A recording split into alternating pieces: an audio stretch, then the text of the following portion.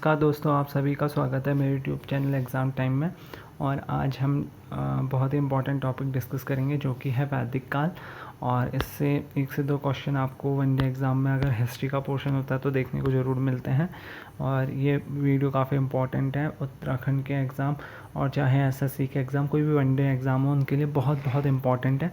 और यहाँ तक कि यूपी पीसीएस में और उत्तराखंड पीसीएस में भी इस वीडियो से काफ़ी क्वेश्चन आ सकते हैं और इस बुक से काफ़ी बार क्वेश्चन पूछे जाते हैं। तो आइए वीडियो स्टार्ट करते हैं।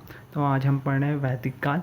जो वैदिक काल है उसे 2 भागों में बांटा गया है। एक होता है पूर्व वैदिक काल, पूर्व वाला। जो पूर्व वाला है वो है 1500 से 1000 BC तक का, इसे ऋग वैदिक काल या पूर्व वैदिक काल कहते हैं। और उसके बाद आता है उत्तर वैदिक काल।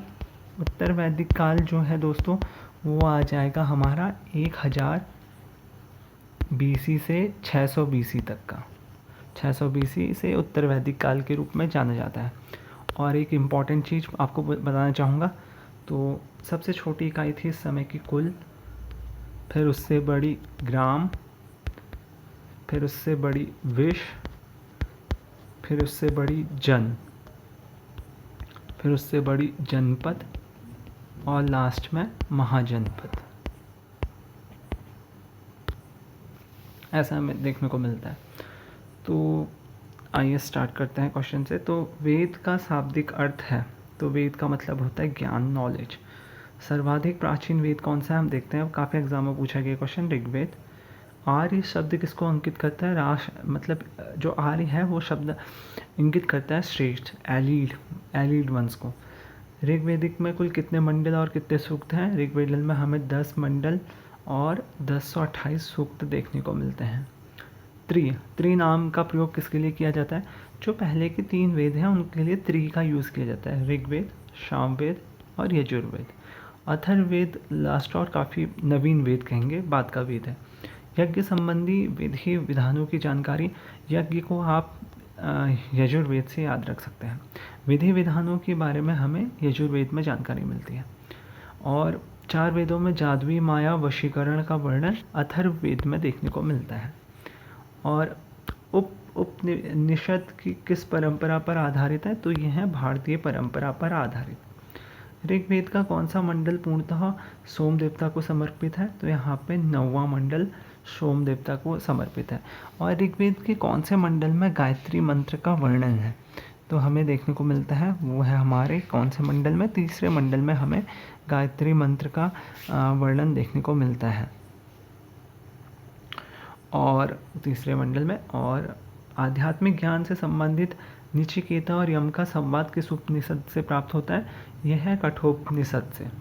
काफ़ी इंपॉर्टेंट क्वेश्चन है। उपनिषद काल में राजा अश्वपति का स्थान किस शासक थे, तो ये केकयी थे।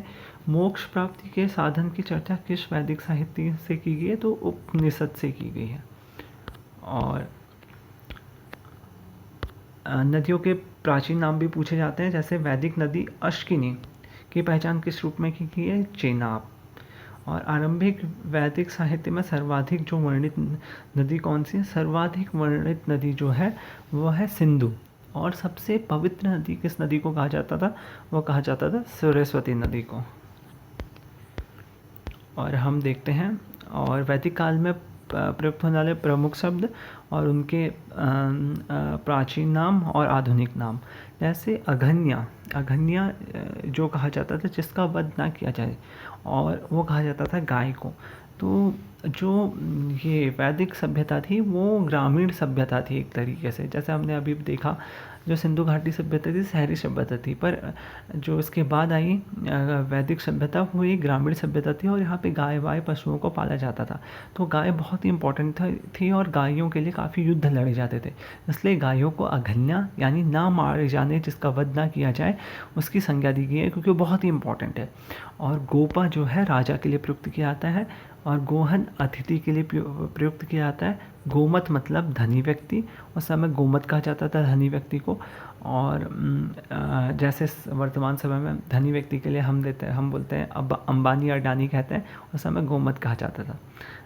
और गोविष्टि जो होता था युद्ध के लिए, गोविष्टि युद्ध को कहा जाता था। दुहिता पुत्री को कहा जाता था।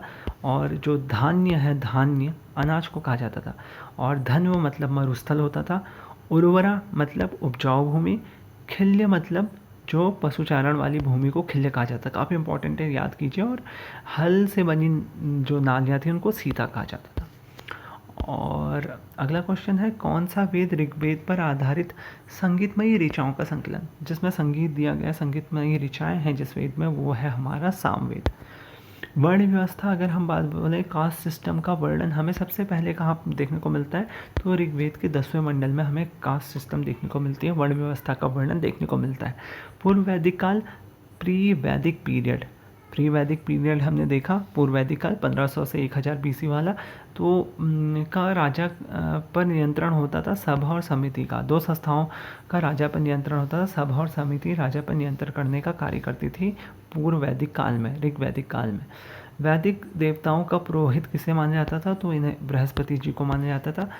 और ऋग्वैदिक काल में निष्क शब्द का प्रयोग एक आभूषण बनाने के लिए होता था, किंतु परवर्ती काल में उसका उपयोग किस वस्तु के लिए किया जाता था, तो पहले निष्क का मतलब होता था आभूषण ऋग्वैदिक काल में, पर उसके बाद के काल में निष्क का मतलब होने लगा सिक्के।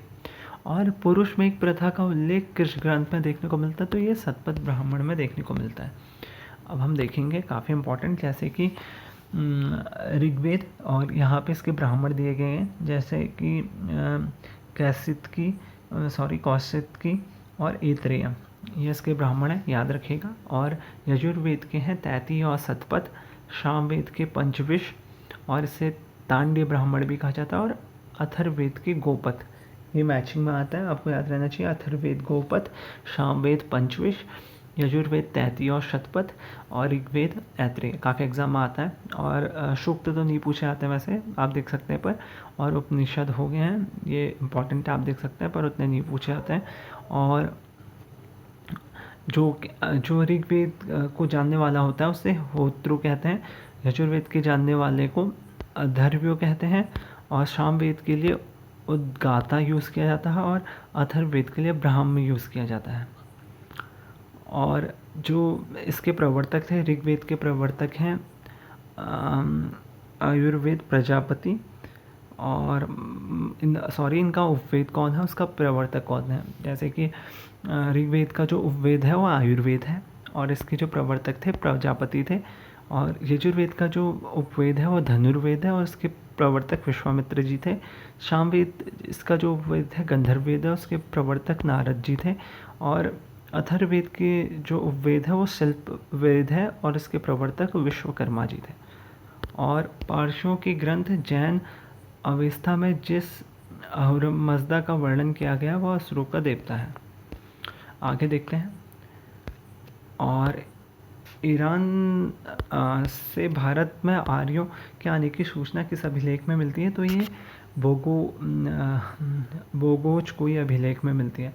उत्तर वैदिक काल में किस क्षेत्र में आर्य संस्कृति की धूरी समझा जाता है, तो अंग और मगध को। गोत्र शब्द का प्रयोग सर्वप्रथम किस काल में हुआ है, ऋग्वैदिक काल में। ऋग्वेद संहिता में 2 से 7वें मंडल तक सर्वाधिक प्राचीन माने जाते हैं, इसे गोत्र मंडल भी कहा जाता है। ऋग्वेद काल में जनता का विश्वास किसमें था, बलि और कर्मकांड में देखने को मिलता है। और प्रसिद्ध जो दसराज युग है किस नदी पे हुआ था, वो पौरुषणी नदी के तट पे लड़ा गया था। और दसराग युद्ध का वर्णन 7वें मंडल में मिलता है। आर्यों के जीवाकोपार्जन का मुख्य स्रोत पशुपालन और कृषि था, मैंने आपको पहले बताया। ऋग्वेद में उल्लेखित यव शब्द किस कृषि उत्पाद के लिए प्रयुक्त किया जाता, तो यव मतलब जौ होता था। वैदिक में प्रचलित लोकप्रिय शासन प्रणाली क्या थी, तो वंशानुगत राजतंत्र प्रणाली थी। आयुर्वेद अर्थात जीवन का विज्ञान का उल्लेख सर्वप्रथम किस वेद में मिलता है। आयुर्वेद का जो वैसे तो आयुर्वेद जो उपवेद है वो ऋग्वेद का है, पर इसका उल्लेख अथर्ववेद में मिलता है, इसे आप इम्पोर्टेंट याद कर लीजिए। अथर्ववेद में सभा और समिति को प्रजापति की 2 पुत्रियाँ कहा गया है। और गायत्री मंत्र का उल्लेख मैंने आपको पहले बताया था कि ऋग्वेद के 3रे मंडल में मिलता है, काफ़ी इंपॉर्टेंट क्वेश्चन है। और ये क्या कहते हैं, सूर्य देवता सावित्री को समर्पित प्रसिद्ध गायत्री मंत्र है। और पूर्व वैदिक काल का सर्वाधिक लोकप्रिय देवता इंद्र को कहा जाता है। और गायत्री मंत्र की रचना विश्वामित्र जी ने की थी।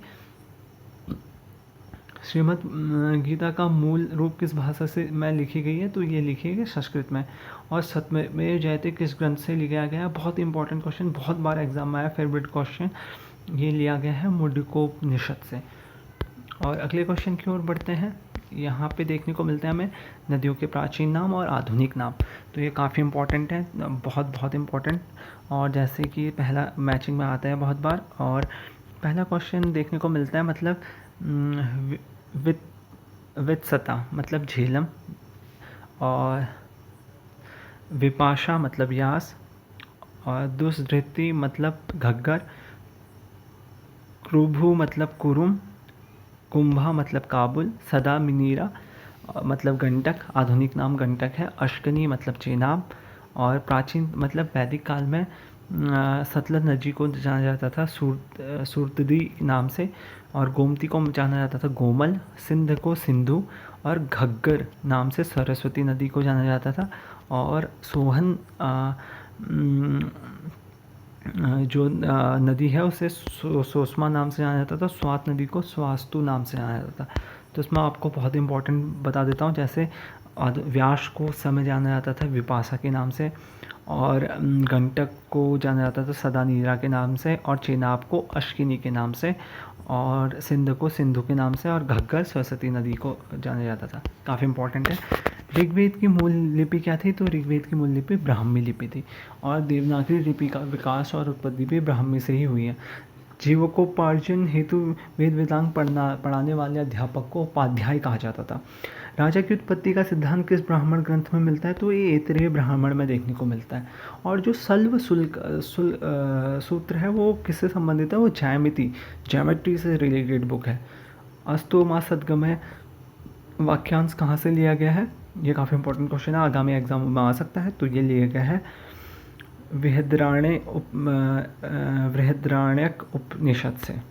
चरक संहिता नामक पुस्तक किस विषय से संबंधित है, चरक संहिता चिकित्सा से।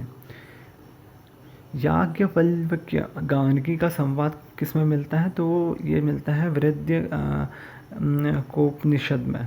और वैदिक काल में लंबे समय तक अविवाहित रहने वाली कन्या को अमाजु कहा जाता था। और वैदिक काल में द्विज श्रेणी में कौन कौन शामिल होते थे, तो द्विज श्रेणी में ब्राह्मण, क्षत्रिय और वैश्य को शामिल किया जाता था। और ऋग्वेद में मैंने आपको पहले बताया था कि सरस्वती नदी को सर्वाधिक पवित्र नदी और नदीतिमा यानी नदीतमा मतलब नदियों की माता की संज्ञा दी है। तो दोस्तों आज की वीडियो में इतना ही, और आप वीडियो को लाइक कीजिए, अपने दोस्तों के साथ शेयर कीजिए, और चैनल को सब्सक्राइब कीजिए। बहुत ही इंपॉर्टेंट वीडियो है। आपको मतलब वन डे एग्ज़ाम जितने भी होते हैं मतलब ग्रुप डी से लेके ग्रुप सी और यहाँ तक कि PCS तक के सारे क्वेश्चन आपको इन्हीं वीडियो में से देखने को मिल जाएंगे, क्योंकि NCERT का पूरा निचोड़ है। और थैंक यू दोस्तों।